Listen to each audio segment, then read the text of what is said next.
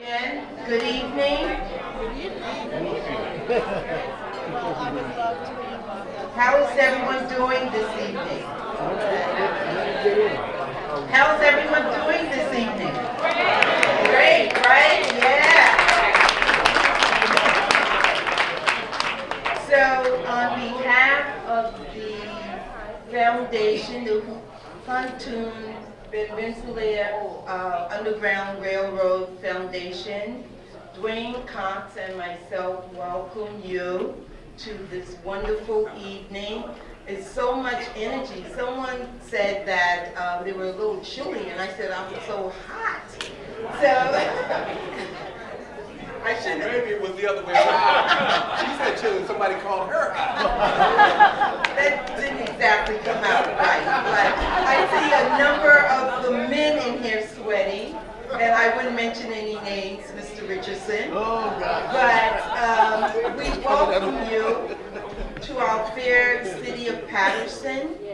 And tonight is very special with this entire journey for the Underground Railroad has been an exceptional, it's been very provocative at times, it's been so heartfelt that tonight sharing it with you, some would make us a little weak, you know, because each step brought us closer to the fact that it was a unique time in the history of America, and our little industrial town played a major part in the freedom, just not for one person, but many, many people.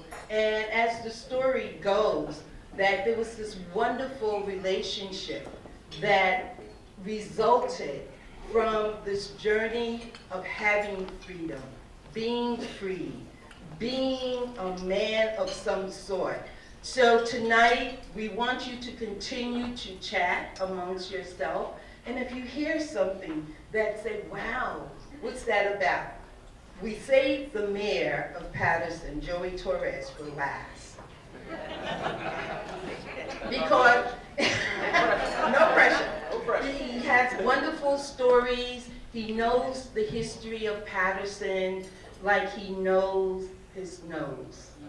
So tonight we have, you know, just a wonderful program planned, and the chairperson of the Patterson Housing Authority, Reverend McDuffie, would you come forward with the invocation so that we could enjoy our meal, we could enjoy each other. Dwayne will definitely interject many times, and we want to welcome all of you.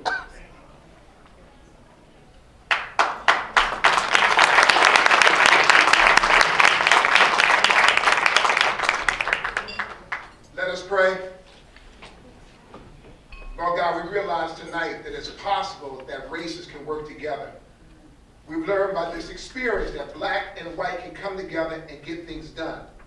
We invoke your blessing upon the city of Patterson, from our mayor, to our city council, to our freeholders, to our Board of Education, to every leader that's in this house.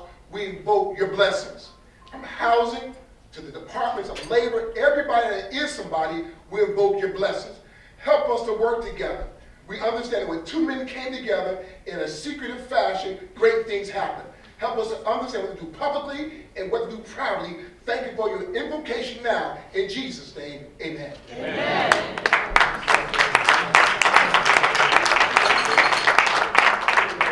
So we have a very special treat, and I'm one, even though we may have the brownstone for 4 hours, I like things moving.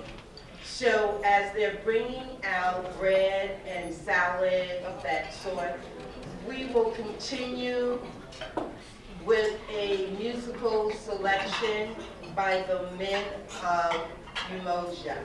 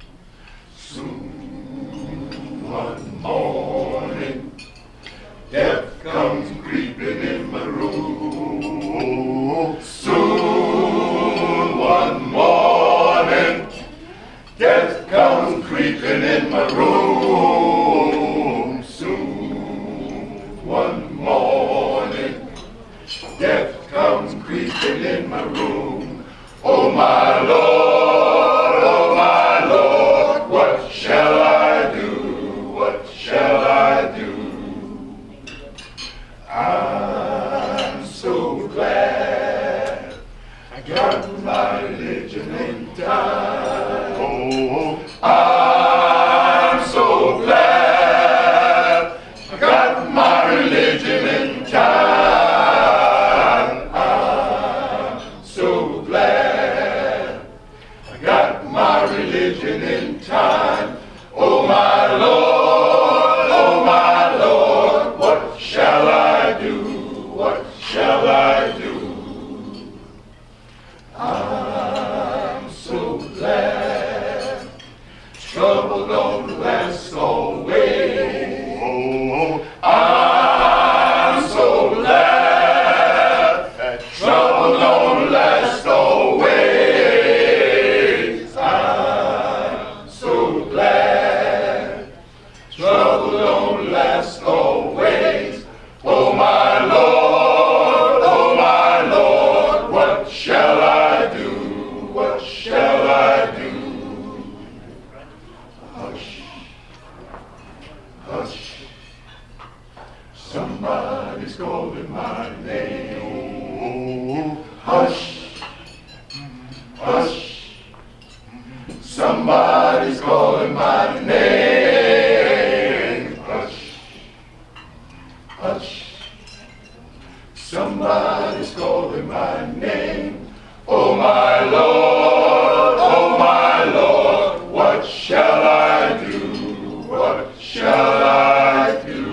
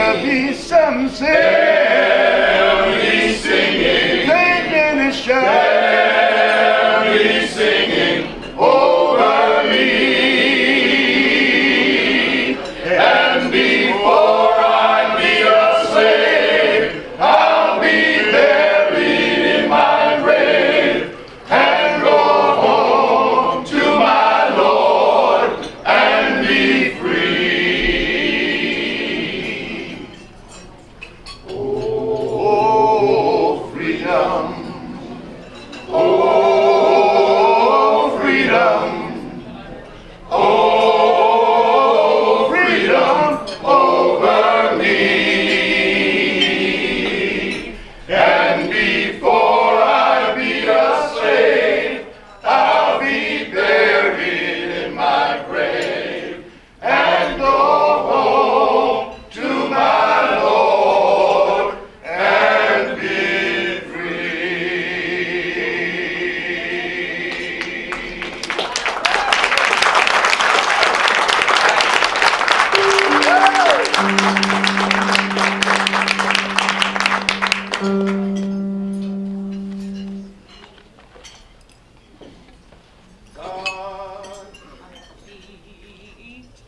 While I run this race, guide my feet. While I run this race, guide my feet. While I run this race, 'cause I don't want to run this race in vain. Hold my hand while I run this race. Hold my hand while I run this race. Hold my hand while I run this race. 'Cause I don't want to run this race in vain.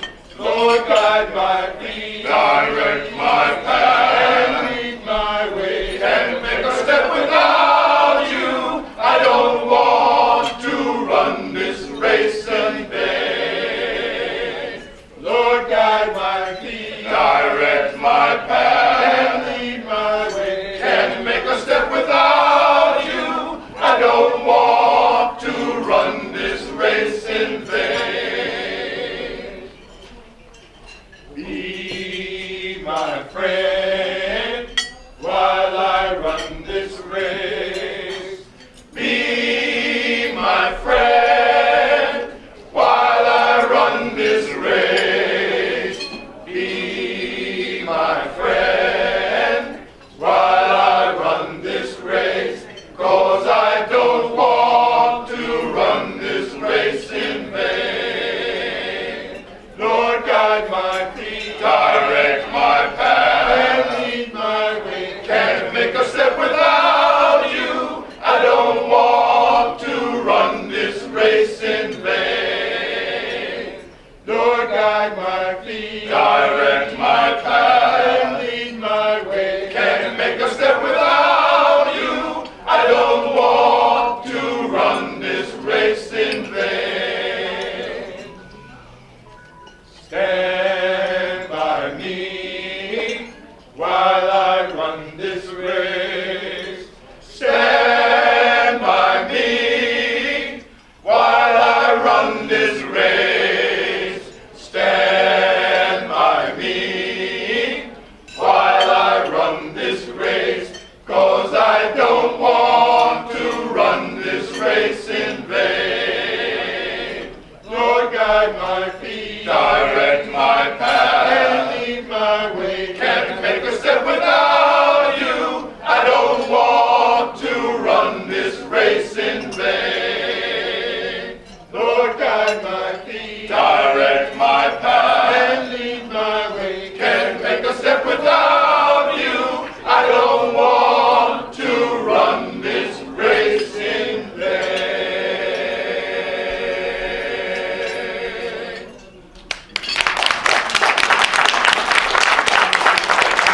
Everyone having a good time? I think so. I feel it, I hear it. Very nice that we can come out on a Thursday evening and actually enjoy each other. So, at this time, and this is not the formal introduction of the families, but tonight I don't want you to forget why we're here. So will the members of the Pontoon and the Van Rensselaer family please stand? Please stand. Please stand. Please stand. Please stand. Yes. Yes. Yes. The honors will be given by family members, but thank you so much. So as part of this journey for the Underground Railroad, right here the third largest city in the state of New Jersey, our beloved Patterson. We have a video that we would like to share with you.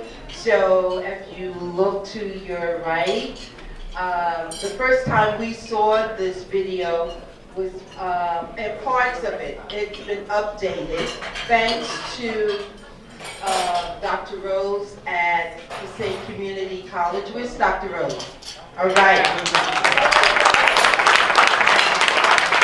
So,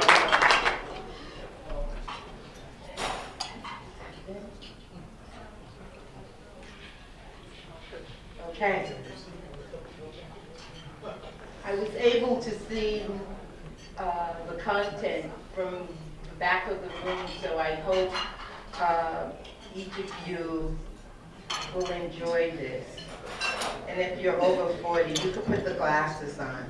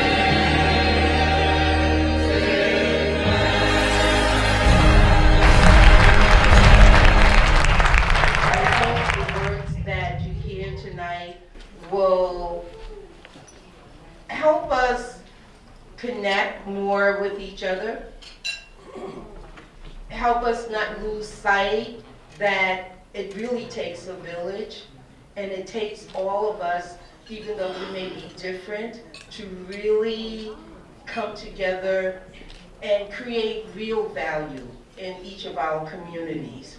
So Tony Perez, colleague of my Parking Authority Executive Director, will introduce the guest speaker for this evening. Thank you.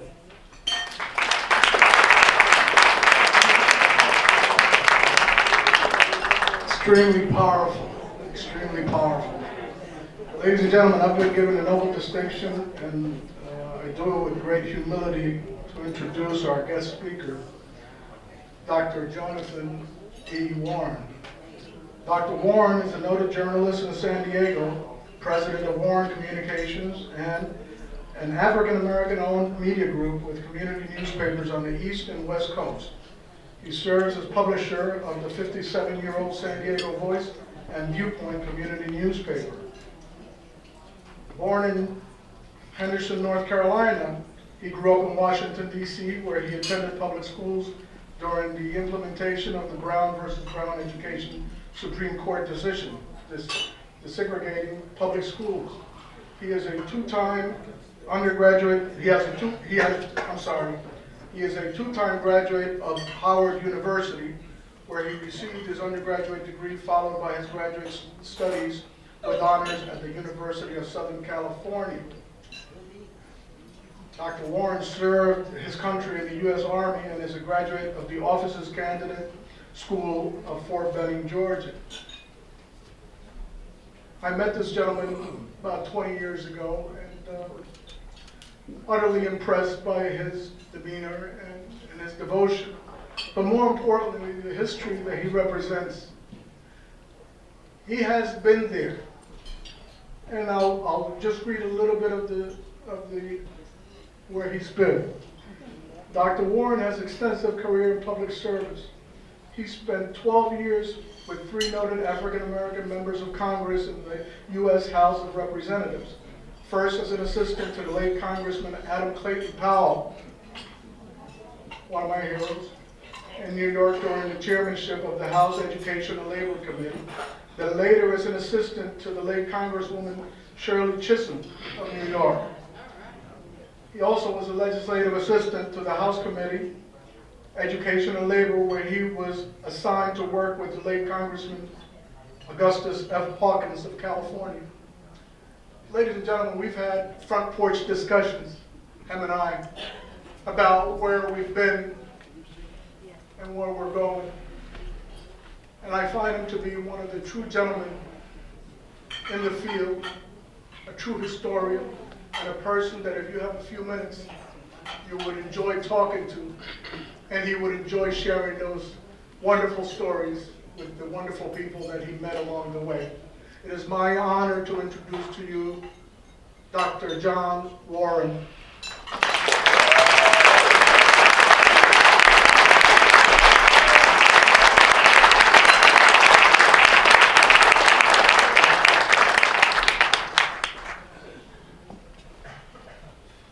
Good evening. Good evening. First, as a pastor, I'd like to say, may the peace of the Lord be with each and every one of you. And it is indeed an honor to be here and to break bread and to share during this special occasion.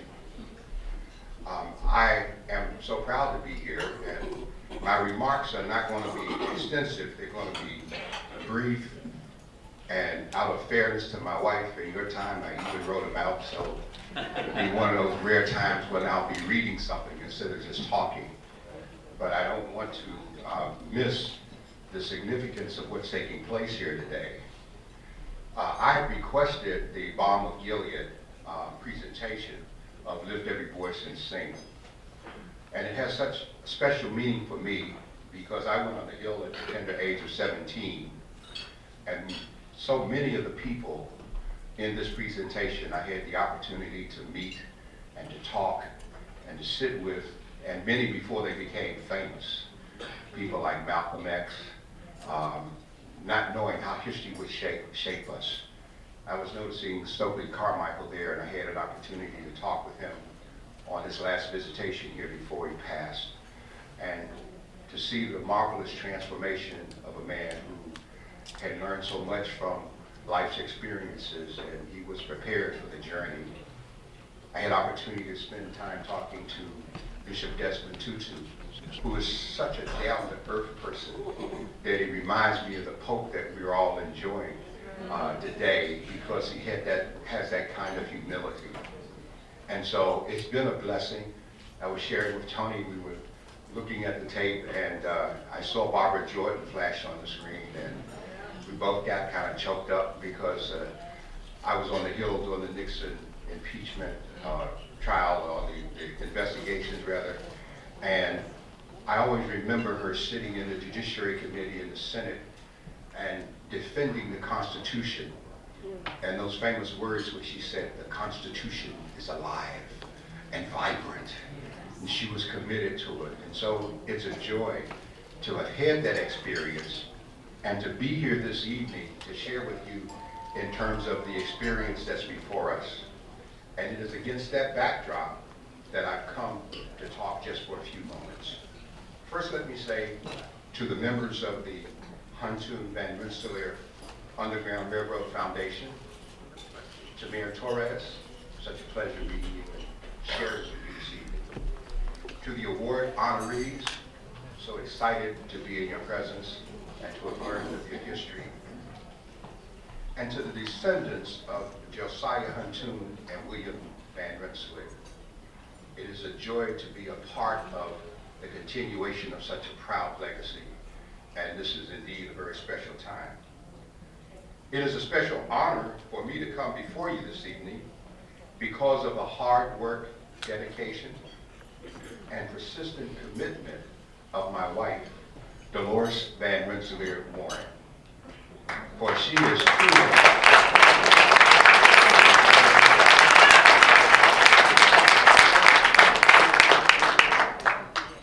and as I reflected on the heroes of the Underground Railroad, and I was thinking about Harriet Tubman, and I said, there must be a reason that she reminds me so much of this lady, because of the drive and because of the hours. I mean, she might be on the West Coast, but she works night and day in terms of this foundation. It is her lifeblood commitment. And I guess sometimes when I look at her, it reminds me of the commitment of Michelangelo painting the Sistine Chapel. You know, Pope Leo used to ask him, when will you be finished? And he would always say, when I'm done. And so that's the way she works in terms of this foundation. I often say to her, when will you be finished? And the response is, when I'm done, because of the dedication that she has to it. I am especially proud and grateful to the roles of so many of you in this room who played a major part in the past 20 years of bringing this idea from a dream to a beautiful reality.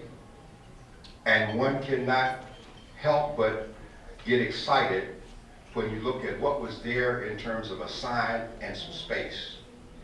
It reminded me, since I'm a minister, of a section of the scripture in which there's a discussion that takes place, and it's found in the Gospel of John. And it's written here that Jesus of Nazareth went to Galilee in search of Philip, who became one of his disciples. And Philip was so excited about hearing and seeing Jesus that he ran to Nathanael. And he said to Nathanael, this is he of whom Moses spoke. And he told Nathanael that Jesus had come from Nazareth. And Nathanael's response was, can any good come out of Nazareth? So I guess he had been typecast by the place of his birth. Yes. But Nathanael turns to Philip. Philip turns to Nathanael and says, come and let us see. Yes. And so I imagine that 20 years ago, when there was a great debate over whether or not you would save this lot and keep it from becoming a fast food outlet, there were some people that probably thought that there could be no good to come out of such a battle, that maybe we should just give up and let it go. But I'm pleased to know that there was a group of people who gathered around like Philip and had the idea of come, let us see. And so today we see the result of that come and let us see. We see the result of years of hard work. We see a partnership between two families that mirror the partnership between the two men that stand there cast in bronze today. And I think that that is a powerful thing for us to be able to witness. You see, the relationship between these two men, one black and one white, but bound closer than blood, was based on their commitment to save the lives of runaway slaves that followed the Lantern of Hope, which appeared in the tower of the Bridge Street property that Josiah and William called home. We don't have all the reasons for why they became abolitionists, a title that put their lives, their wealth, and their families at risk. They were involved in an enterprise based on individual decisions to flee what we have come to understand was unspeakable conditions under which slaves lived. When we look at how a people fled, often with nothing more than the clothes on their backs, hiding in swamps and woods in the dark of the night, no friends to whom they could turn or trust, just driven by faith in God and a desire for freedom.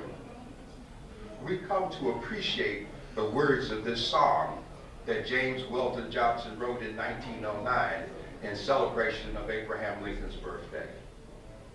And when we hear these words, my concern today is that they just become words, but without the background, they don't carry the meaning which fuels our souls and help us move on to keep not only hope, but the dream alive.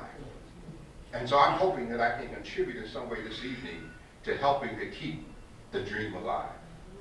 Those words that he wrote, God of our weary years, God of our silent tears, thou who has brought us thus far on the way, thou who has by thy might led us into the light, keep us forever in the path we pray. You know, the scriptures speak of asking God to order our steps. The scripture speaks of God being a lamp, his word being a lamp unto our path and a light unto our feet. Yes.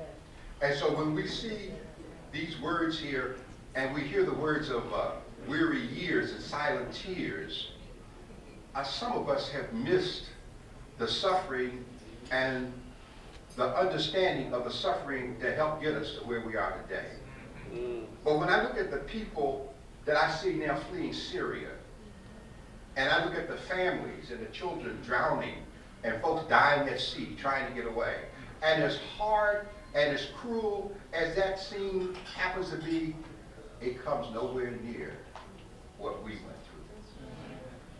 And I don't want to see us today look at one without remembering the other. Amen. Because it was the compassion of people like Josiah and William that helped keep our folks alive and our hopes and our dreams alive. And many of us stand today as a result of that kind of friendship and partnership. These two men standing holding their lanterns must be a clear and present reminder that so many of us are still trapped and in need of an escape route. Now more than ever do we find meaning for those words that Dolores wrote long ago, put on a plaque, and it's waiting to go back to the site.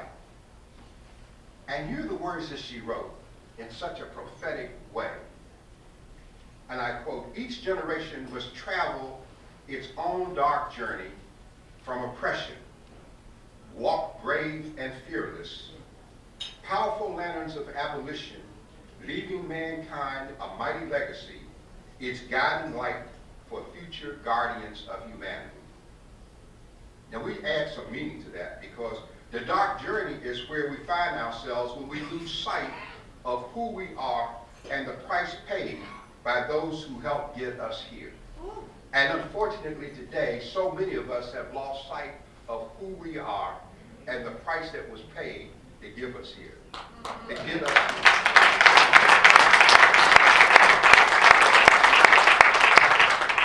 I told my wife I wasn't going to turn preacher on you, but I got to share this part of the scripture because it all comes to my mind. You know, Joseph saved Egypt because he could interpret Pharaoh's dream. He brought his father Israel and 72 members of that family into Egypt, where they lived well through the lifetime of Joseph and the Pharaoh that Joseph served. But the scriptures tell us that there came a Pharaoh that knew not Joseph. And I'm afraid today that we've come to the place that many of us have come a people who know not where we come from. Yes.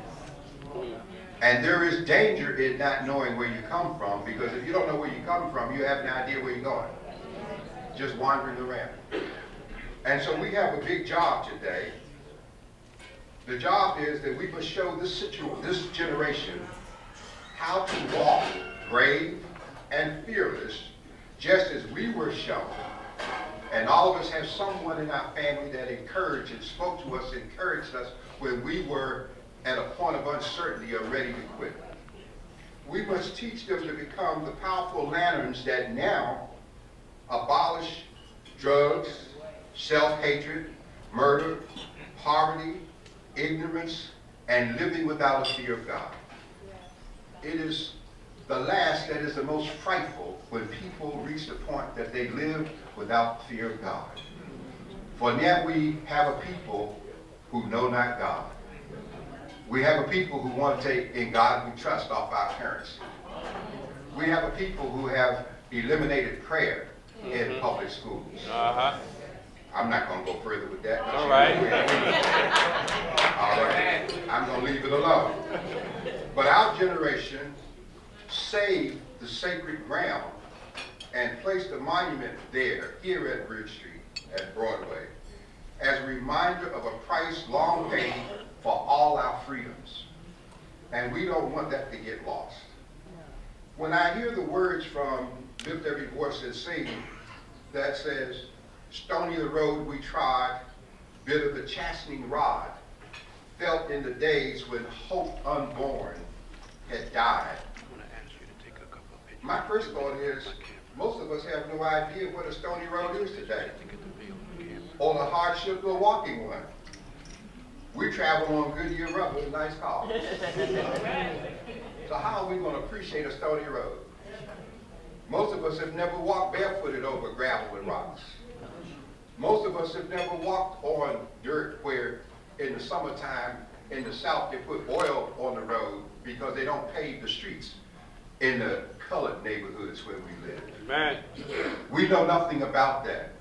Most of us just have a brief identity with the Help, Selma, and The Butler. And they're all good movies for us. But I've been fortunate in my life because I lived all of that. I picked cotton in the fields of the South. I've worked in tobacco. I've known my great-great-grandfather and grandmother who were slaves before they died. I've seen people call my grandparents by their first name when they were property owners and deserved the same respect of the folks who didn't look like them. I've been in stores where they couldn't try on a hat or a dress or a pair of shoes because you weren't permitted to do so. Yeah. And I served this country at a time in the South when I left Fort Jackson to go on leave, and there were still colored-only signs up in Columbia, South Carolina. So I've lived what I talk about here tonight, and I feel blessed to have done so. I feel blessed to be a graduate of the Howard University School of Law.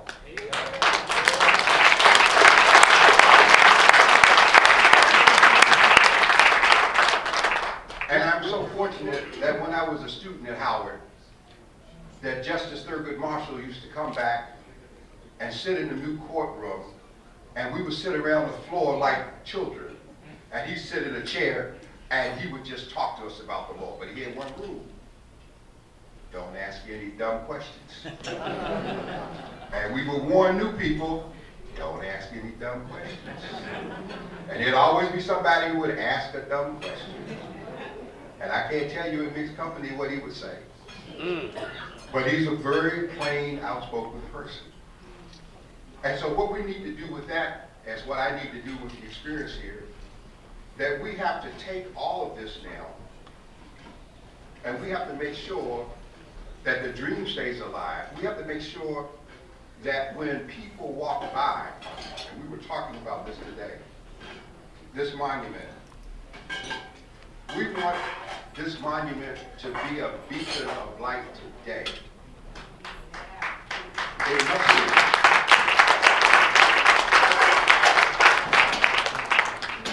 We want this monument to be such a beacon of light today that some soul passing by who doesn't know where they're going, or maybe might find themselves feeling helpless or hopeless, will stop and look at these two men, will walk in and read the inscriptions on the statue, and will get hope and say, if they did it, I can do something too. We want to encourage the generation today not to be blocked by what they see or what they don't have in terms of dollars and cents, but to be driven by the passion of the heart and a desire for righteousness. And we want this monument and the work of this foundation to be instruments in putting forth that idea. And so we're calling upon those of you who are here tonight who have enjoyed seeing this. We're calling upon you to make sure that this dream and this vision continues. We're calling upon you to let it be a place of meditation, inspiration, rest, and people can come and sit as the benches go in and they can be encouraged. And then I would end by giving you a scripture out of the book of Micah, because I love Micah. And Micah is such a powerful book in the Old Testament. And the words from the 6th chapter of Micah and the 8th verse is this: He has showed thee, O man, what is good. And what does the Lord require of thee?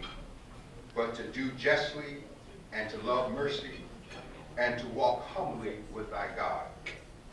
Josiah Unto and William Van Rensselaer lived these words in their care and service to their fellow man. The question is, what will you do? Thank you.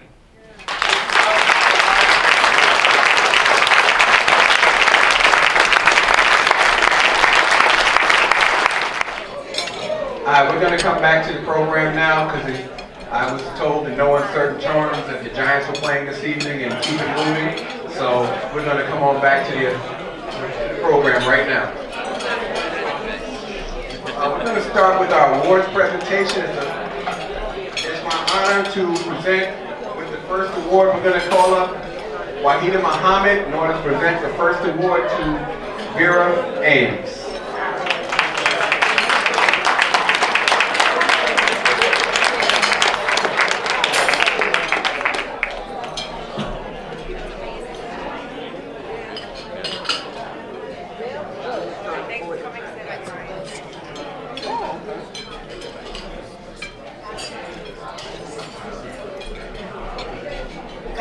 Good evening.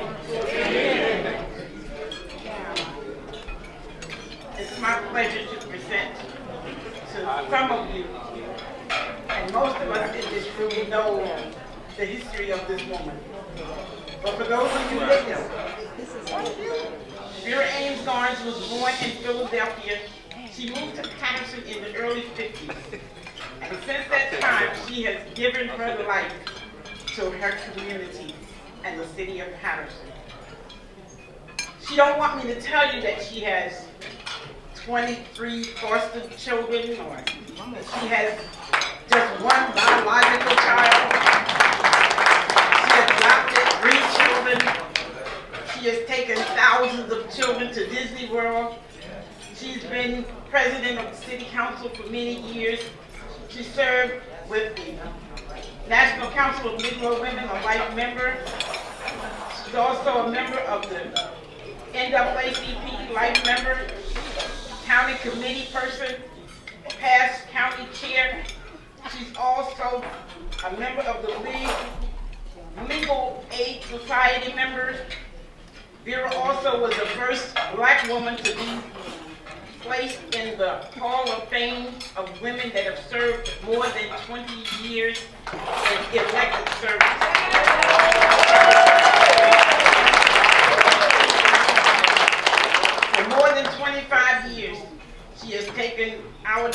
to Disney World to make sure that they had something to talk about when they return to school. And for that, Vera, we thank you for so much that you've done that we can't even say tonight because it would take us too long. But for this Hall of Fame and this recognition tonight of the Underground Railroad, we want to say to you, as all of us know, whenever you tell Vera that something is happening, you might as well get ready because you're going on a ride. Whatever it is, however it is, that's what is going to happen. And when she heard that the Underground Railroad property was in jeopardy of something happening, she said to me she took the ball to then Joey Torres, who was then mayor or council member, whatever it was, she took it to him and he ran with it. But Vera made sure all of us ran with him to make sure that this property stayed where it was. And for that, Vera, we honor you tonight. So I present the song and give to all of us, our friend, our councilwoman forever, Vera Ames Garnes.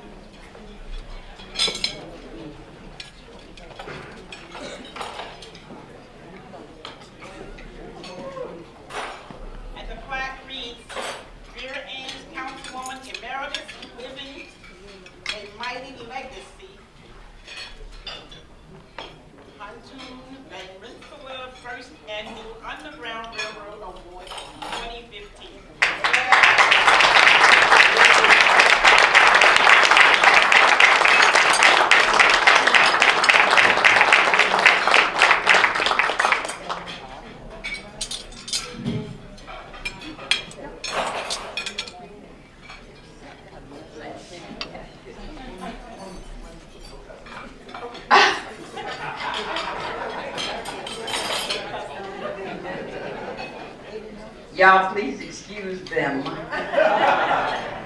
Talk about no cussing. First of all, I'm glad that Joey had a listening ear, because he was chairman of community development, and I told him I don't like community development, and they had me on the committee. So payback was, let's deal with this Underground Railroad. I'm glad that all of those that came to our aid and came to us with the Underground Railroad agenda followed through, because look at it now. That is a beautiful monument down there, and it will never, ever be forgotten. Because when it comes time to plant flowers, Tony, no, we coming. We coming. And I would like to thank the committee and everybody that helped us deal with that. But right now I'm a little handicapped, but next anniversary coming around, I'll be ready. You know, I'm walking better every day. You know, they ain't killed me yet. And I'll be here when y'all holler. And thank you for believing in Patterson and believing in us. I also want to mention that Councilwoman Ruby Cotton was unable to be here with us tonight, and Ms. Ames, Councilwoman Cotton sent you flowers.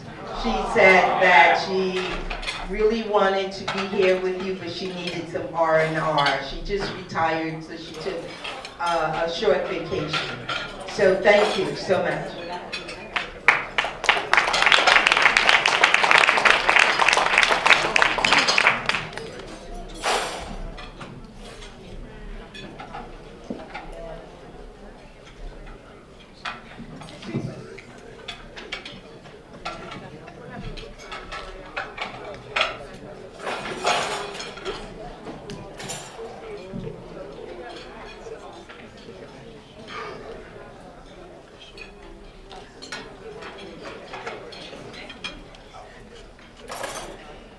Okay, our second award is a posthumous one. I never can pronounce it. Still working on my pronunciation. Just go with me on it. You know he's not here.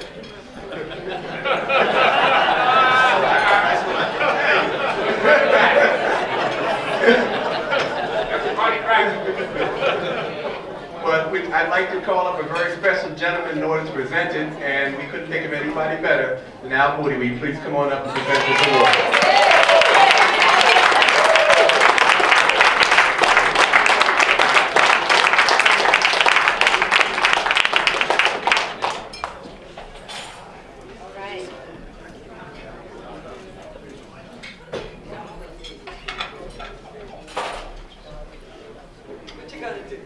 Talk about ambush. It's really is ambush. Okay. I'm just going to talk a little bit about Kamaru and maybe some things that most of us don't know about. Kamaru, we go back in the late 60s, early 70s. We had an organization in this town called the Patterson Black Caucus. Kamau was a kid, but he worked at the library. And what folks don't know is, way back then, he worked in the children's department. And he was, kids coming from school 6, school 4, they used to come by all the time, after school. And he would work with them, introduce them to reading, and got them into just education and just learning about themselves. The movement, early 70s and so forth, the Black Caucus, we got involved in the nationalist movement, Congress of African People and all that, and began learning a little bit about our history. And Kamau became very interested in our history. And then he went back, visited Africa,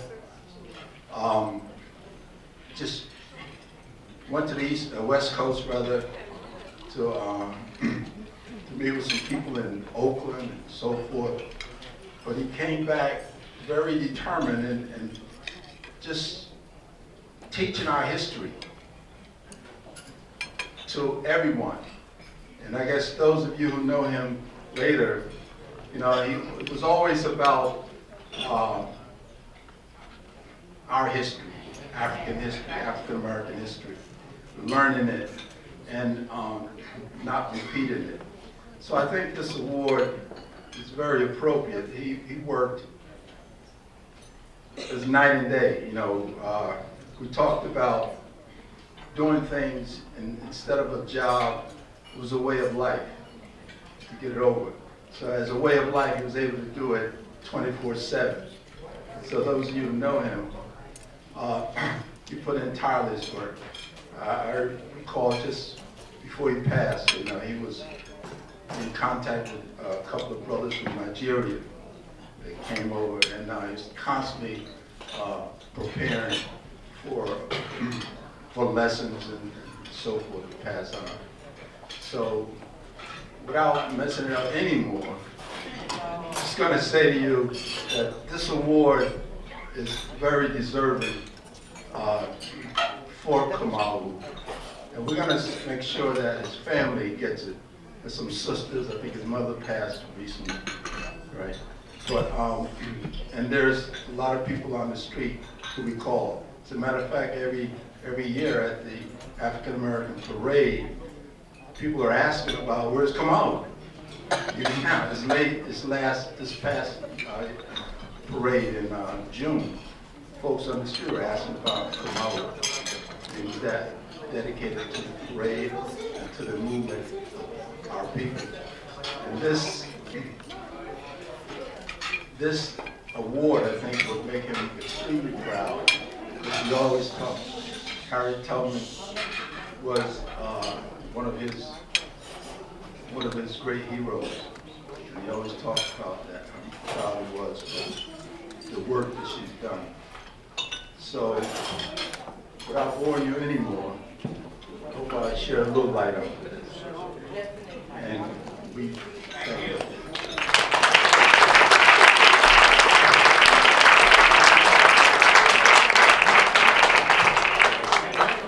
You know, Kamal is someone I will never forget because, you know, God has a way of preparing you for your destiny. And he had me in a very bad accident where I could do nothing. I had a back brace on and a neck brace on, and I slept in a lounge chair for 6 months. Then all of a sudden, the phone rang. The phone rang, and that started my destiny again.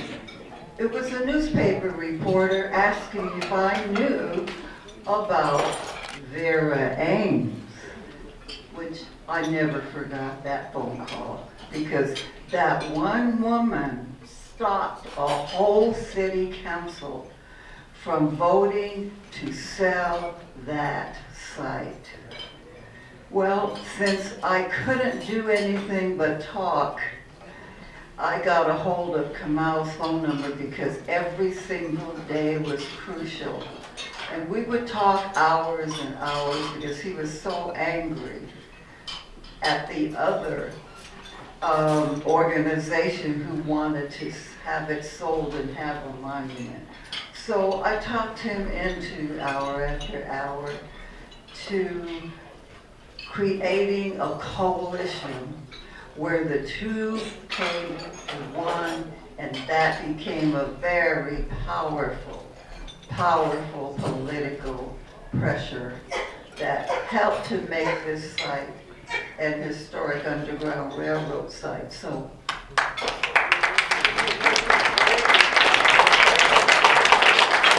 this is special to me too. In appreciation to Kamal Kalfani, 1995 Underground Railroad Coalition.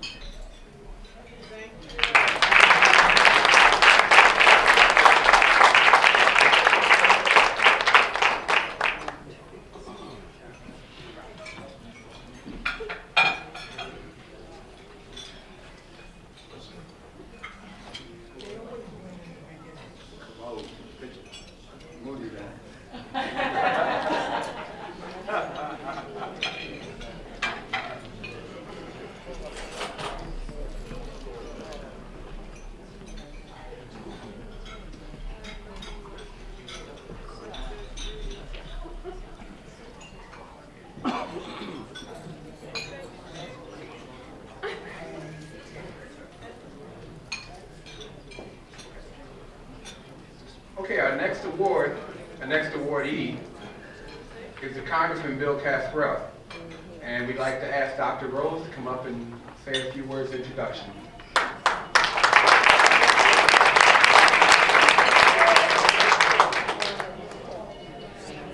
You know, there's been a lot of talk lately with all the politics going on in our nation and starting to talk about electing a new president. And you have this talk of public service and people who truly serve the public good. And you know something? It seems to be a dying breed. There aren't many out there anymore.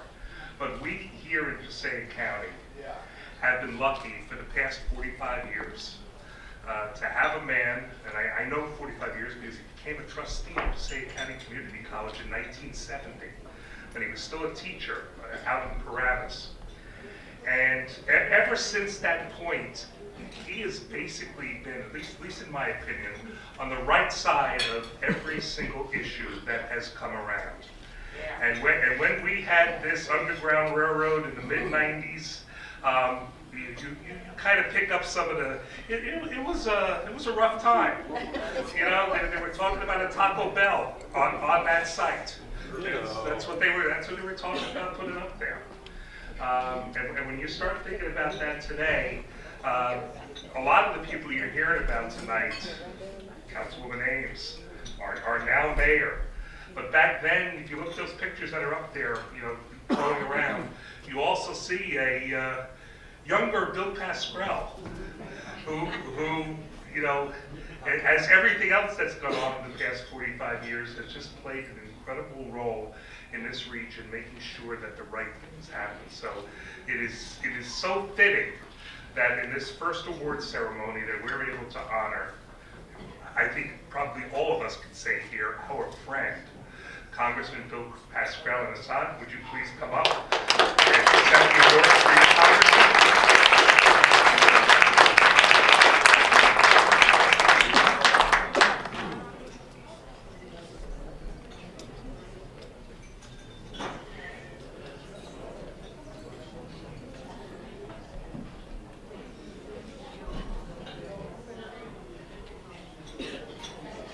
Thank you so much, Dr. Rose, for those kind words, and thank you so much to the Huntoon and Rensselaer family for all that you've done, and for Irma Gorham and Tony Perez for the award here. It's a beautiful award, and the Congressman would love to be here, but he's in Washington. They had votes, and also the Pope was visiting, and the Pope was visiting, and they said that they couldn't have a scene, you know, when they have the State of the Union, and the President comes. And the president walks down the aisle, all the members of Congress try to grab his hand and try to talk to him and do all this. They said they couldn't have that when the Pope comes. So they actually put a few members of Congress in charge of to sit on the aisle and make sure nobody reached across. And they decided that Congressman Bill Castro would be one of those aisle blockers, they call them. And I was talking to somebody about it, and they said they put Bill in charge of that. That's like putting the fox in charge of the hen house. So luckily no one reached across to touch the Pope. It was good. It was a great visit. But the Congressman would have loved to be here for this. If you look at those beautiful pictures, it takes you a different time. Bill still talks about being mayor and all the chances and opportunities he had to work on the city, and that was one of the great projects that he had a chance at. What that shows is not only how people have aged, but what that shows is how long a commitment there has been to this monument. This was not something that happened overnight. This was not one dinner. This was not one fundraiser. This was not one article. This was a long-term effort. And what you've done there, what all of you have done there, and helped build there, is something that's truly memorable. Not just memorable because it's a beautiful site, which it is, but it's memorable because it actually teaches people something. And if you don't make people remember, what happened, they will forget. They will forget. And I think if you did a survey of the people in this country, and you asked them if they've heard of the Underground Railroad, a large percentage would say, a majority would say that they've heard of the Underground Railroad. But I think a large majority might also say they think the Underground Railroad is an actual railroad. They might not know the actual history. They might not understand the actual sacrifice and what had to happen. So thank God we have this monument here in Patterson. This is a landmark in Patterson. The Congressman, thank you. We worked on it back then. We'll do whatever we can in the future. Thank you and God bless.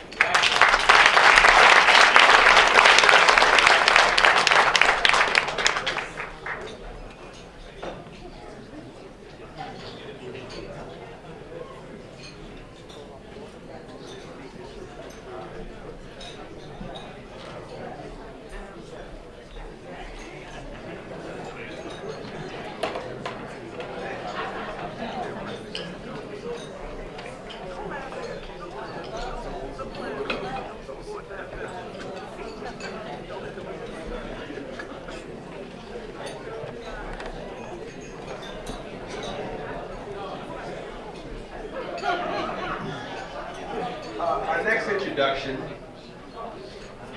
Oh, it's for me. They say for every organization, you need leadership to take you where you need to go, to show you the path, give you the vision, to grab the lantern and say this is the route. Well, this next gentleman has done that. And it's my pleasure to introduce the executive director of the Historic Preservation. It's Gianfranco, I'm going to mess up your last name. Archimede. Come on up.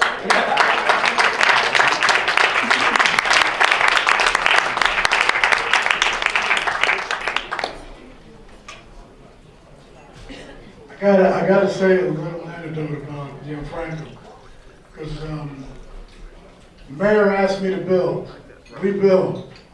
The mayor says, build it high. He said, we'll build it high. Then I go to Gianfranco and say, I want to build it high. He goes, not that high. You got to stay within limits. I go back to the mayor. Mayor, he won't let me build high.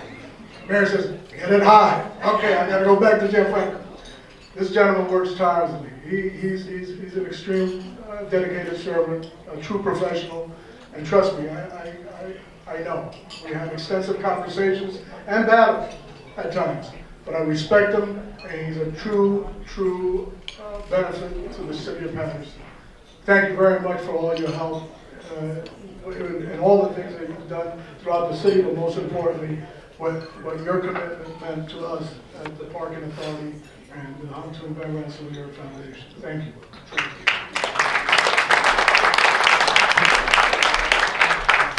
Truly, I'm very deeply honored to be among a room full of greats, all the greats who came before my time here in Patterson, those who are in the room and those who are not. And I am truly humbled to take on this legacy, move forward into generations to come. And it's been a privilege to work on this project alongside of everyone. I've written down some comments. Could I read them?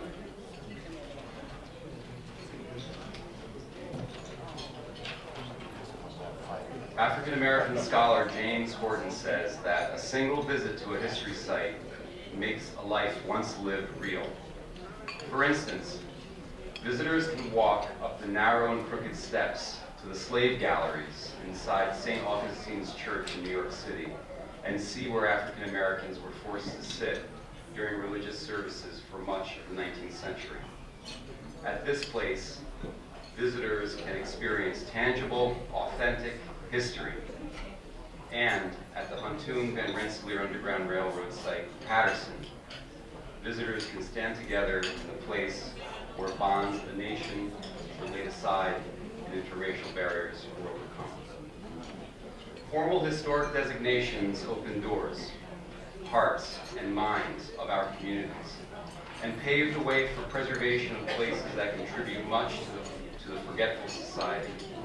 It empowers our youth by revealing historical themes besides slavery, including entrepreneurship, civil rights, entertainment, sports, education, and political activism.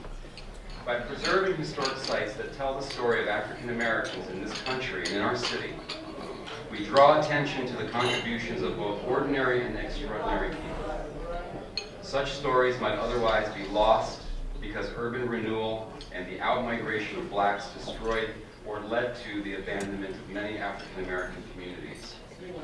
By recognizing and nurturing African American landmarks, we can stimulate revitalization and foster interest in places that today seem to exist without history or meaning.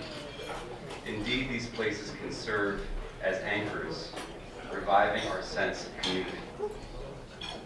Fortunately, one role of the Historic Preservation Commission is to assist and support the individuals and neighborhoods who are moving in the direction of understanding, documenting, and commemorating their heritage and the places associated with it.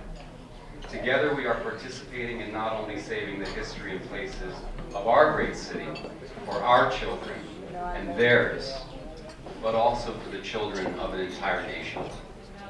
On behalf of the Historic Preservation Commission, may I wish you all congratulations on this day of recognition of longtime accomplishments and service, and also for more recent accomplishments of the rededication of the Huntoon Van Rensselaer Plaza and its beautiful monument.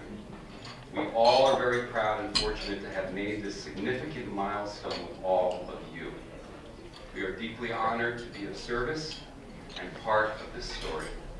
To the Underground Railroad Foundation, I also wish to say thank you for this honor. I was really, really privileged to receive this award. Thank you.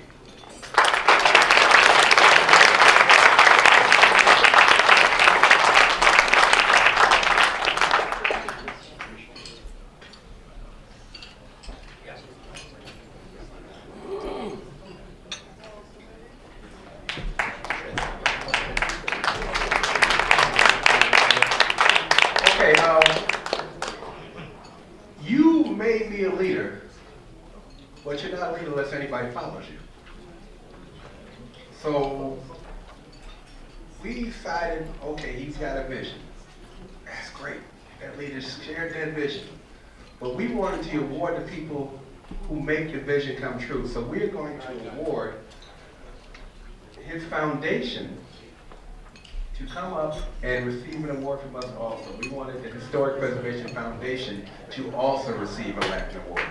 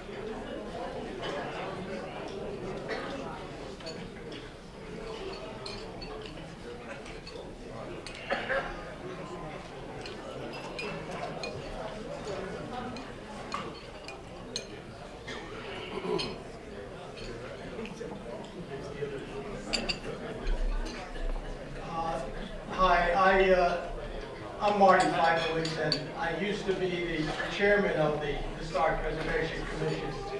In fact, I was the chairman for 3 years, and I was told that they kept asking me to do it over again until I learned the job. It took me 3 years. And near the end of that 3-year term, the Underground Railroad project was submitted to us for our approval, our review and approval. And just as Tony said, the mayor may have told him to build it high, but we said it's high enough the way it is, and we're going to make this a great project. The only thing is I was a little confused. I thought the site was on the corner where Wendy's is located. And I kept saying, how are we going to get rid of Wendy's so that we can really do justice to this historic property? But somebody straightened me out, it probably was John Franco, and told me, no, it's just that little sort of square area that's going to be the park. The point is, I just thought it was the most important project that the Historic Preservation Commission ever had to review. And I wanted to see that it was done correctly. And so I put my architect's hat on, and I sat down at home and I kept reworking the drawings that were submitted, reworking them, and finally it kind of came together. And just so you know that the theme was one of inclusion. If you look at it from above, it's more or less a circle. But it's a circle with 2 arms around it, kind of containing the space and basically giving a hug to all those who step into that space. A long time ago, I learned that there is really no such thing as a black race or a white race or this race or that race. We're all part of the human race. One race. And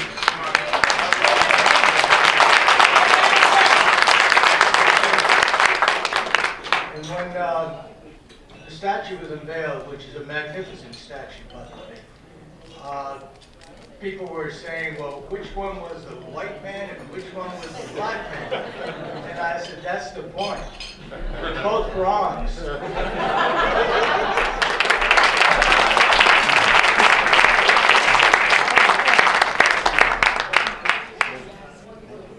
Okay, our next presenter,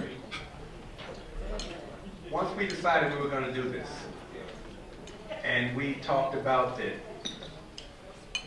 Miss Elise Evans was going to get an award,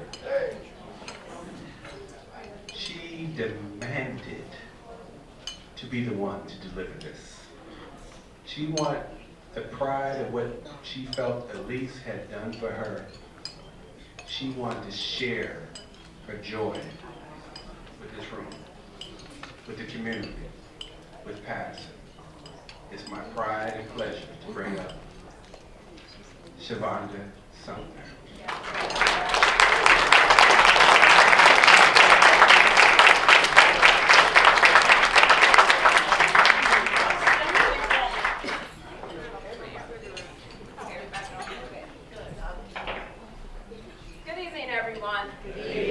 So I didn't know that they actually listened to me as the assemblywoman. Yes, thank you. You all are getting yelled at now because. No.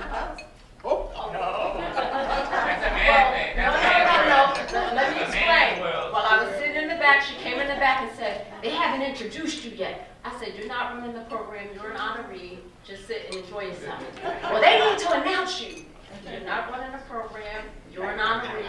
Just sit back, relax. I'm enjoying some family time."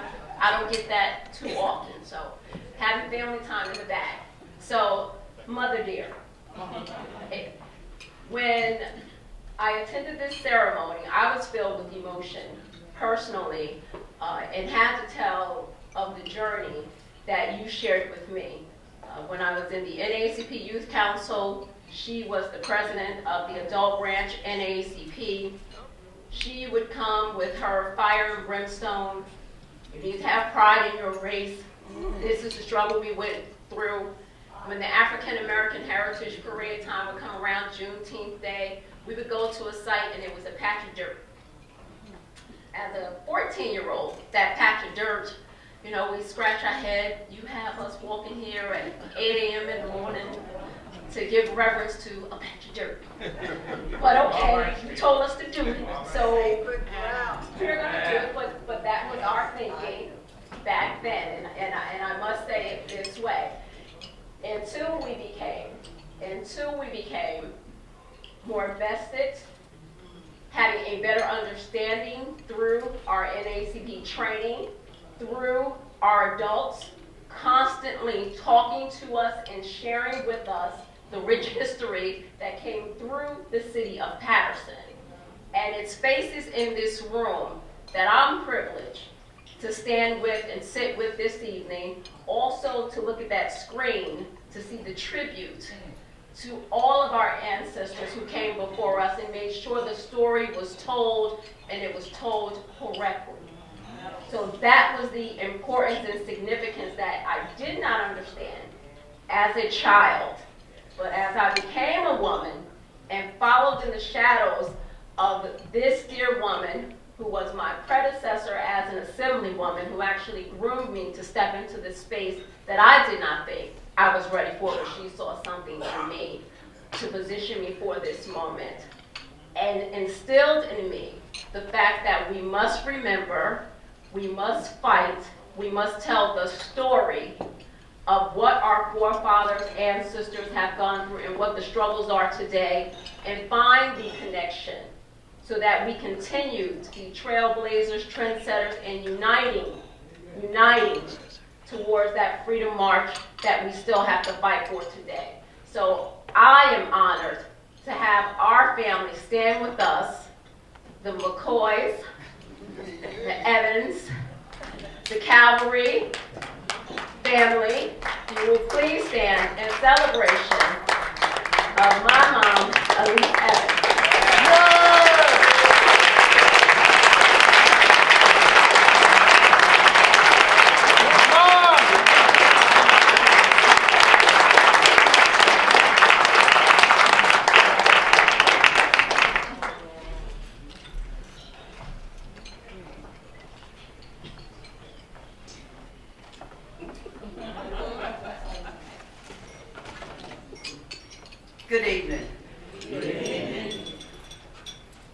I salute all of those who died in the struggle.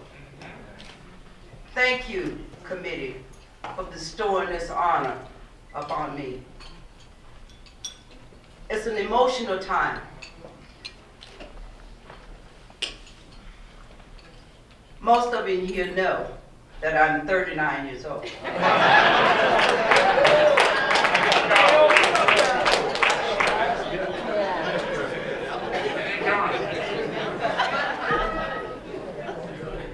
And I remember the 60s. Most of you in this room know that I was born in South Carolina. We moved to New Jersey in the 50s. I remember the sign that says colored only.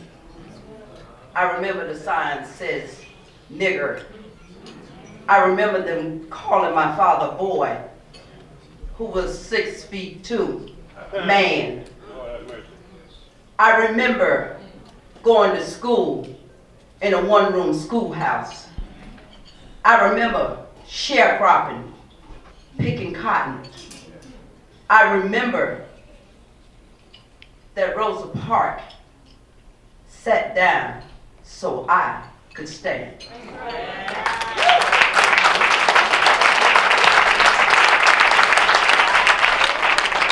God of our weary years, God of our silent tears. When I had an opportunity to serve as commissioner on the parking authority, we was getting ready to build the garage. I said, Tony, we cannot touch that land. It's sacred land. Tony and Bobby Rosenberg, who was our attorney, got busy preparing to deed it out. We spoke to Dr. Rose. We spoke to everybody that we could speak to. And then we decided that we had to try to find some funds to help it. The commissioner on the parking authority deserved this award. The commissioner on the parking authority at that time served hard, and we fought along with the city council to ensure that that land remained sacred. Sure, our children need to understand it. Sure, our children need to know what it meant. And when I retired from the State House as a senator, Tony called me. He said, I have something for you. How would you like to come down and help develop the Underground Railroad? Well, I was in tears. I had an opportunity to go to Ghana. And I went where the slaves was kept before they were put on the ship. I remember standing there. I could hear the moaning. I could hear the tears. I could hear the crying. And as I looked out into that sea, I could see the ships where so many died. And then I thought about Harriet Tubman and Sojourner Truth and so many who traveled the road just to survive, to live. The only reason, because you was born in this world in a black skin. No other reason. Being degraded and telling you that you could never amount to anything. I remember the teachers, even when my children was in school, the teachers saying, oh, they're never going to amount to anything. I remember that. Our history, our children need to know and to understand that they can't stand in these streets of Patterson and slaughter each other. They need to understand that too many people died for us to have the right to stand. Too many people.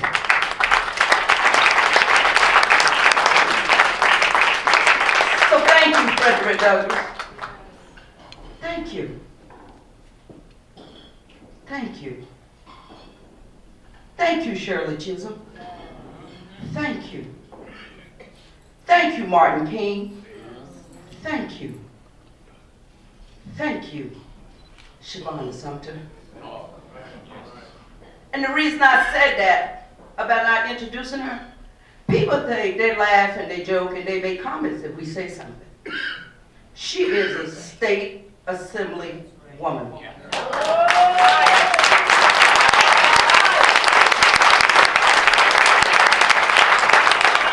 what you need to understand, it is hard for us to get elected.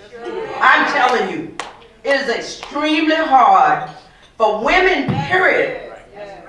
And it's triply hard as an African American woman. And everybody else get their titles. And even when you retire, once you get elected, you will be it the rest of your life. And you deserve that respect. Our people need to know who you are, what titles you hold. Yes, I am proud of Shavonda Sumter. And yes, I groomed her. And I went to the party and said, when I step down, I will name my replacement. When I step down from freeholder, I will name my replacement. Folks look like me. And I'm not being a racist, because I can't be. The opportunities are so narrow. They're so few. But thank you, those of you who stood in the gap. Thank you, folks, for being here tonight. I am humbly grateful to receive this award. God bless.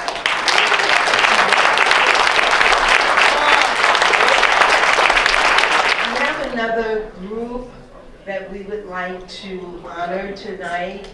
And as Elise mentioned, she spearheaded the progress of the Underground Railroad, and she had to work with the commissioners, and on behalf of the Parking Authority Commission, Dwayne Cox.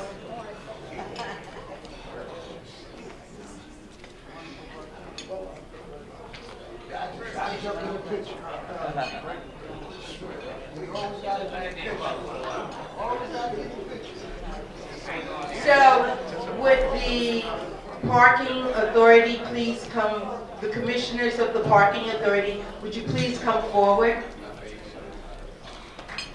Yes. Come on.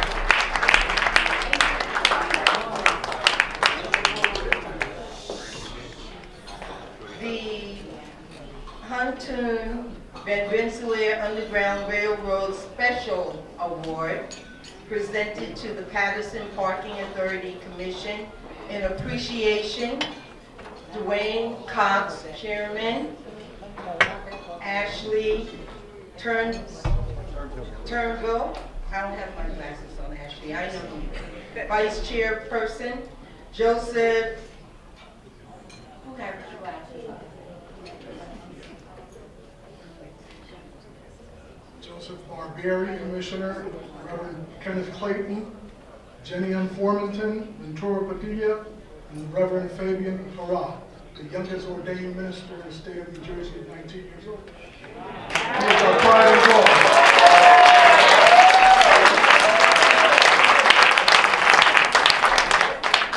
Chairman Cox.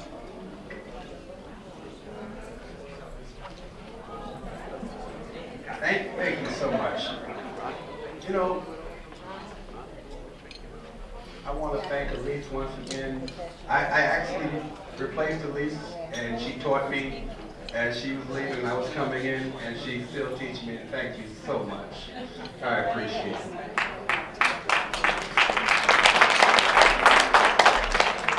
You know, it's funny, the gentleman that, and I'm sorry if I bad his name, the gentleman that accepted the award for Congressman, Assad. Right. He talked about people not knowing, and it's a strange thing because one of the other hats I wear, I'm the head track coach at John F. Kennedy High School. Woo! Yeah. And it don't leave. It don't leave. you know, I went to practice today and I had on my suit minus the coat and I wore a hat. And I said, he was like, well, why are you all dressed up? I said, well, I'm getting to go to the Underground Railroad thing tonight and I'll get a chance to speak. And they go, Underground Railroad, why? Did you have somebody related to you or something? And they had no clue. So for the first 30 minutes of practice, we talked about the Underground Railroad and the importance of what it meant to our community and where it was at in Patterson, which half of them had no idea. So his words were very prophetic. If we do not pass on the word, if we do not carry the lantern, no one's going to know where to go who's come behind us. All they're going to see is darkness. So I want to thank everyone that's here. I want to thank everyone that's done before this. I want to thank the mayor for his vision in the past, way back. Vera for making sure, for standing tall, standing in that road and saying, no, the line drops here and we will go no further. I appreciate that. And hopefully we can share that with the next generation so they can appreciate the strive, the struggle, the arguments, but the love that we all shared in making this happen. Thank you so much.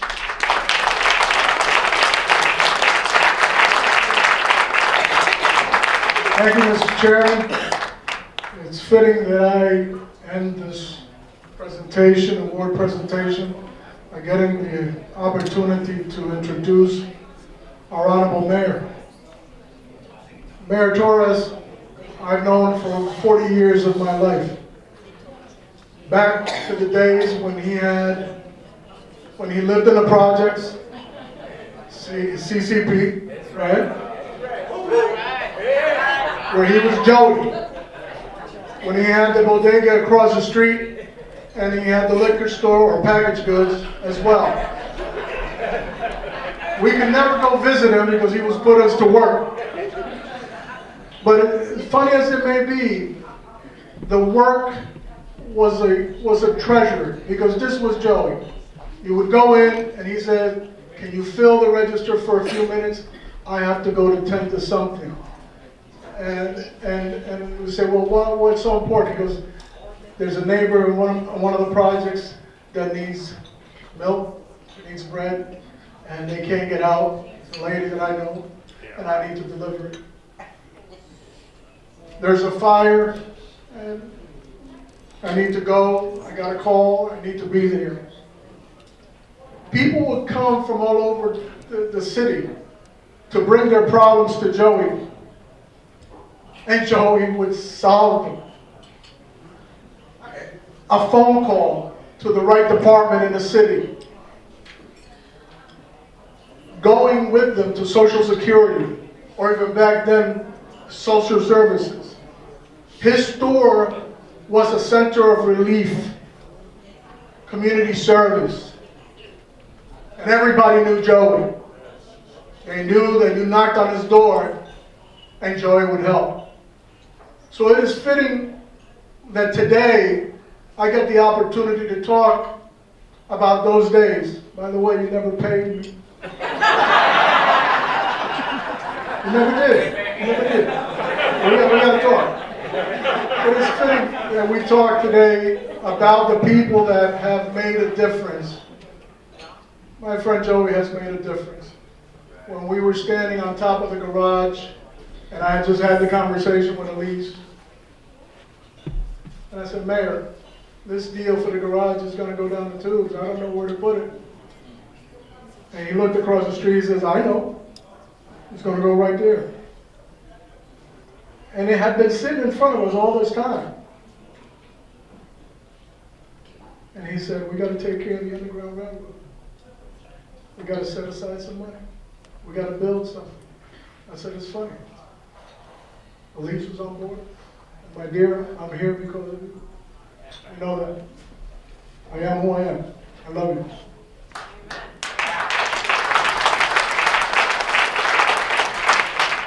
So the mayor immediately jumped on it.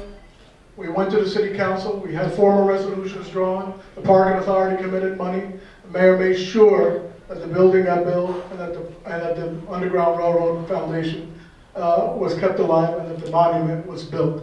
And Mayor, for that, we say thank you. Hey, politics is politics, folks. It's like putting on a dress. But when you have hardworking people, committed people, true public servants, you have to give them their respect. You have to take a bow. Joey is a public servant. And I know that. And I'm extremely proud of what he has accomplished and what he continues to do for our great city.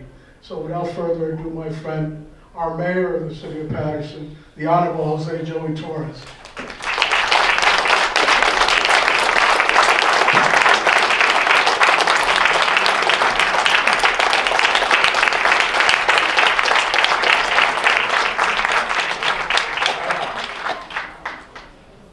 God, I'm starting to cry. Those are good tears. Tears of joy, tears of fear, right, Dr. Warren? Tears of a trendy weird. Those are all tears. It's a beautiful thing. I'm going to try to, because my dear friend, director Irma Gorham says that I had to close it up. And she said I had to tell a story. I'm not going to tell too much of a story.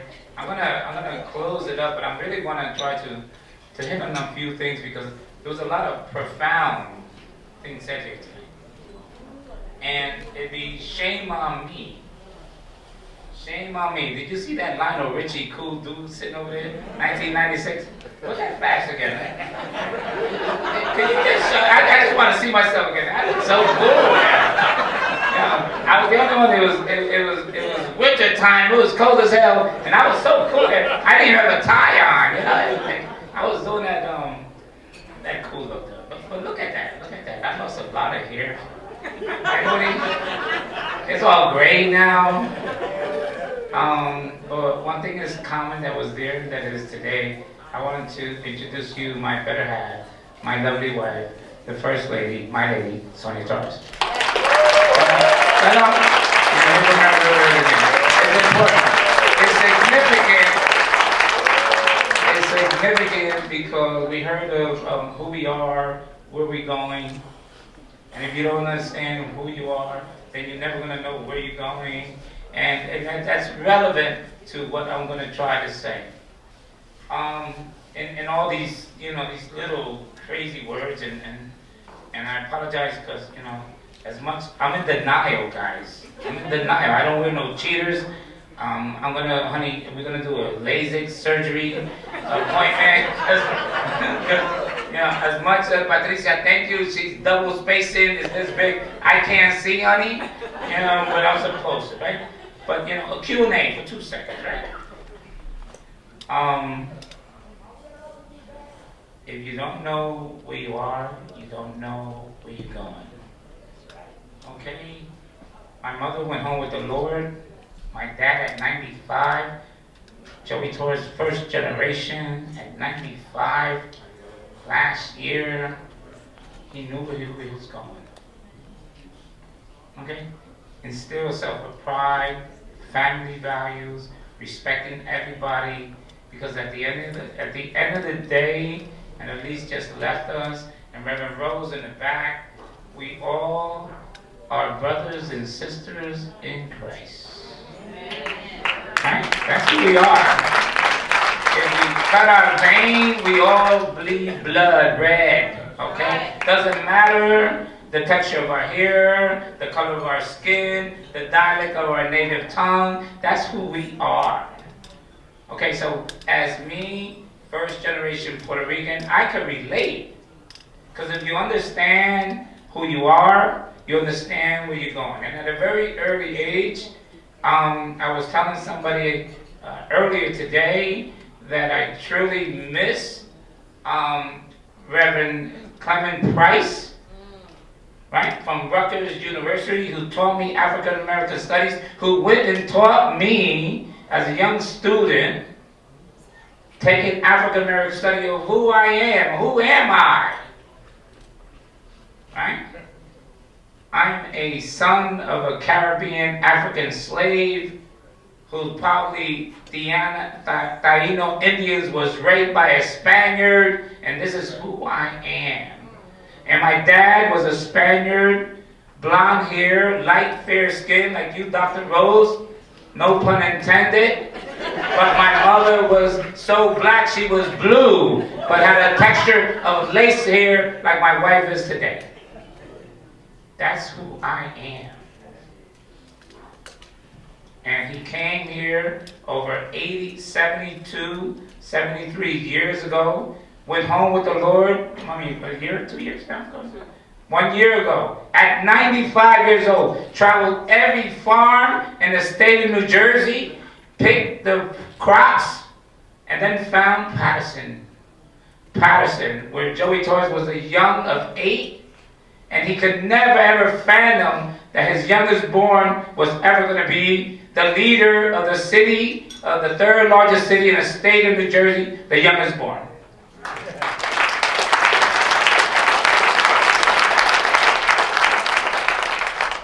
So when this thing evolved, that we had to protect some sacred land, and the historian, Joe Franco and Martin, there was a historian in the Patterson Restoration Corporation, the Historical Preservation Corporation, that I led, and me and Vera, to charter that, because we understood the character and the understanding and the meaningful value of the historical interpretation of our city. Regardless of race, color, or creed, we established that commission. And there was a young lady there by the name of Flavia. And so when this whole thing evolved, her and Dolores brought it to my attention, and I brought it to Vera Dean, and I laid it out here. Vera, we got to make something happen.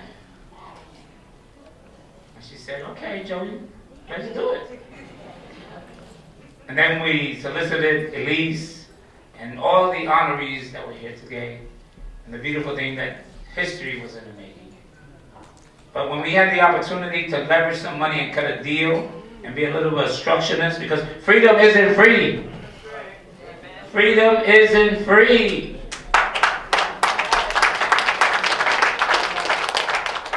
So all of a sudden I utilized that leverage, and we said, we're going to stop this from happening. It ain't going to happen unless you segregate that sacred land. Right, Dolores? And we did the resolution. Thank you, Vera Dean, for supporting me and the entire council. Right? And we did it. And then all of a sudden we were able to leverage that, and we were going to apply for some grants. And the college needed some parking. And they needed a bookstore too. And they needed some other stuff as well, right? And I said, Elise, she was the chairperson, and Bobby Rosenberg and Tony, ain't happening unless you make the residents and empower the people to be part of that deal. Because that's what it was all about. It was power to the people.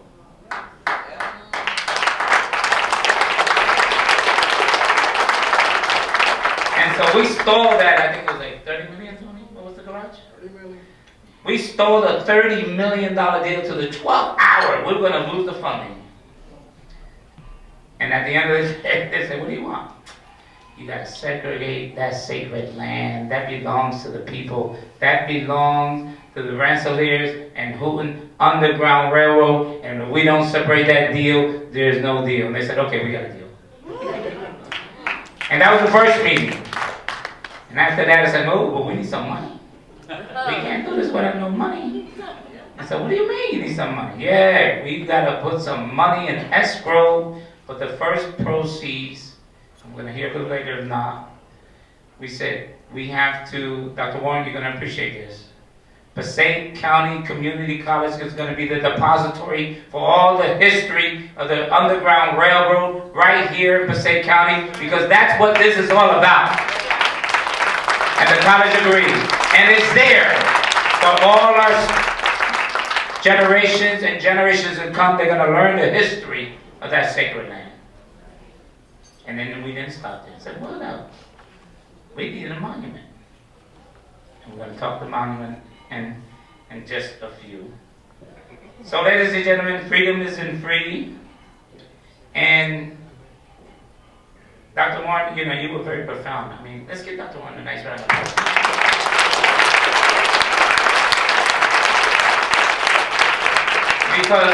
Because you know what, I got my staff members, they know that, you know, I'm a God-fearing man. I am a God-fearing man. And if you look at Patterson, I talk about the Valley of Dry Bones, Ezekiel, right?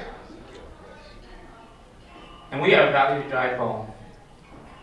But today, just like we stand here today to memorialize this wonderful sacred land, I keep on preaching every day to the people of Patterson that I'm going to not only put muscle to that flesh, to those bones, I'm going to grow a spirit in you, and the best days of Patterson are yet to come under my administration.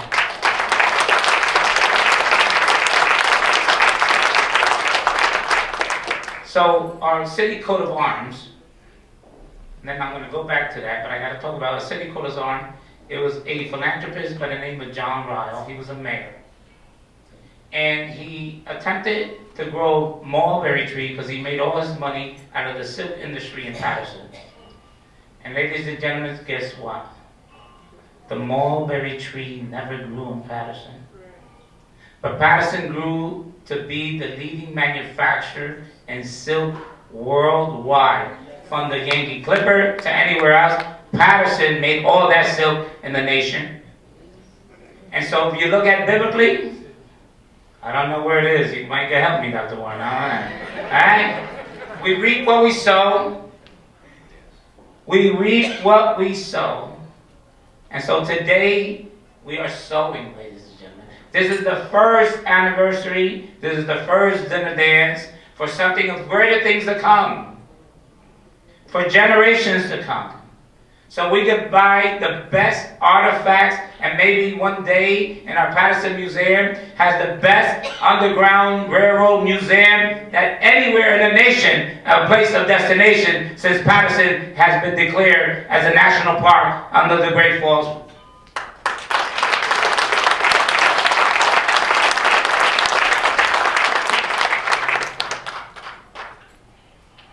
So we reap what we sow. And so when Chief Moody, Chieftains Moody, Donna, right? And Moody, and all the others, when we had the distinct privilege of having a king, not one, two, right, Moody? Three kings come from Africa to bestow on our Al Moody, a former deputy mayor, nurturing lives and creating opportunity as a chieftain, an ordained chieftain within the religious and within their ordained ministry. Who else could say that that history comes from anywhere else? So Chieftain Moody to Kamau, God bless you.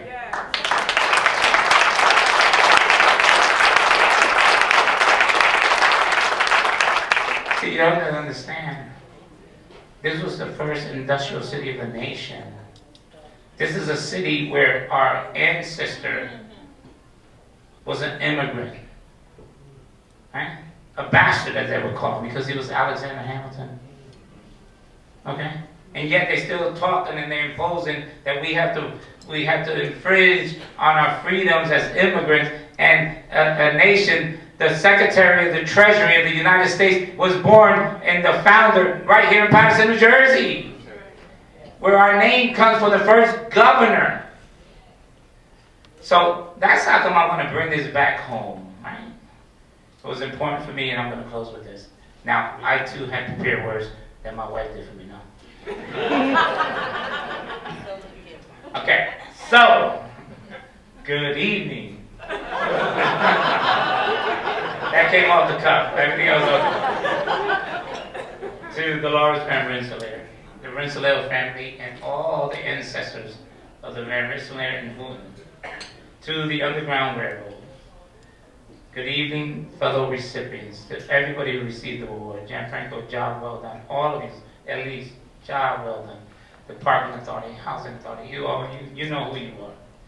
To allow me to recognize my fellow award recipients with whom I am proud to share the honor tonight.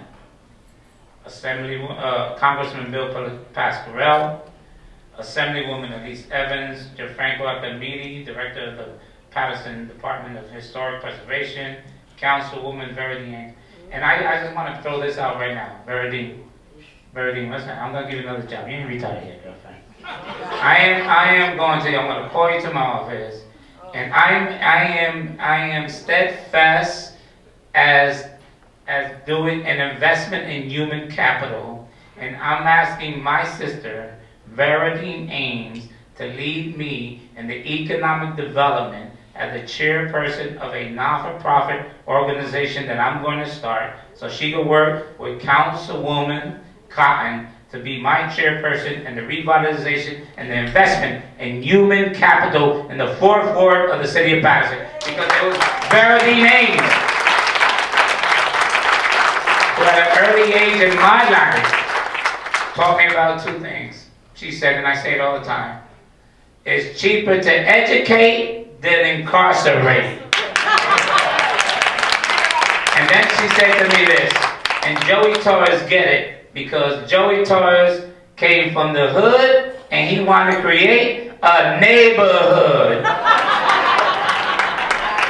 Because honestly, it's all not about Mr. Rogers' neighborhood, right? We all want to create Mr. Rogers' neighborhood. And you did that. And so, Beverly, you're going to get that call. I need you, honey. I need you right now.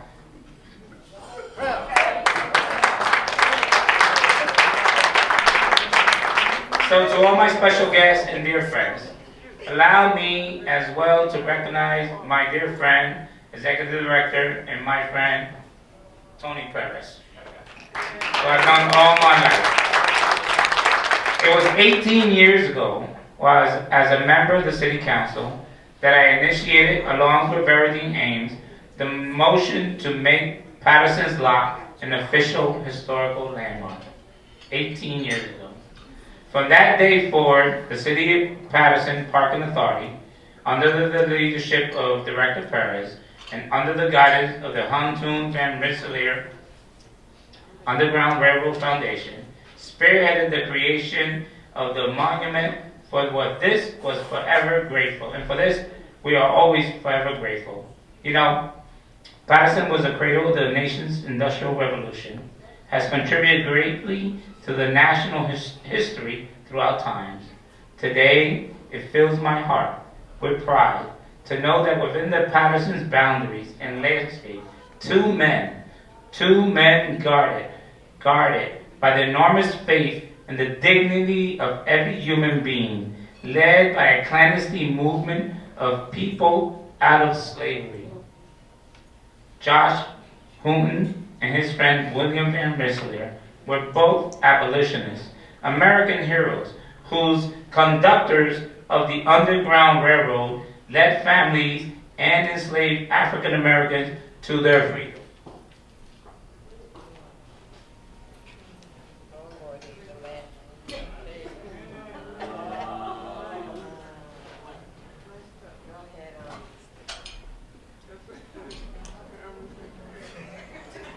It was during this time that Garrett Mountain, the hill, served as a lookout point to a small factory on Broadway, and when the way was clear, a lantern was placed in the safe house tower, and escaping slaveries and their guides would enter the city into rooms and basement until the following night.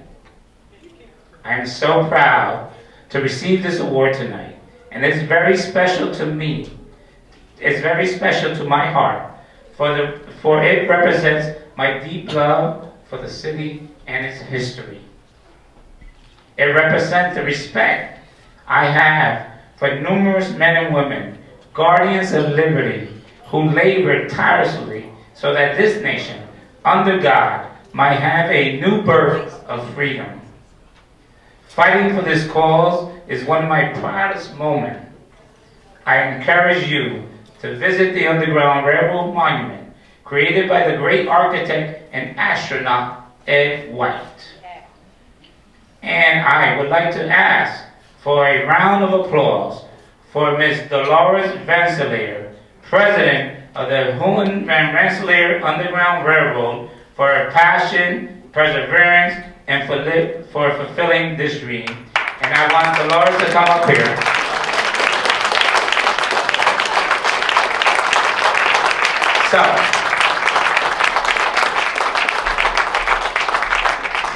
See, Mayor Torres doesn't know that he has been awarded the very first Underground Railroad Lantern Award. Oh, that's it. Wait. So I'm going to ask my lovely wife to join me for 2 seconds.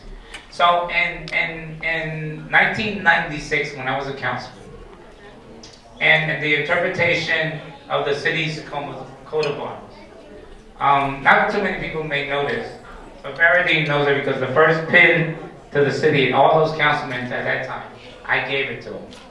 Because I commissioned an historical interpretation of the city's coat of arms. In 1996, I wore this coat of arms pin with honor and dignity. And so now, I'm going to present Dolores 2 pins. I'm going to give her my 1996 councilman pin that I wore with pride, and I'm going to give her my mayor's pin today that I wear on my lapel.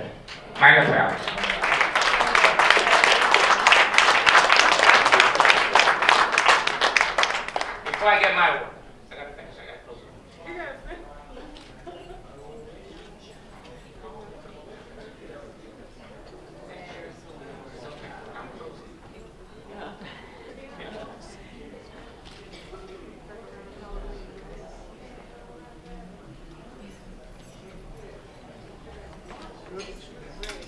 You know, my wife always reminds me, you're done, man.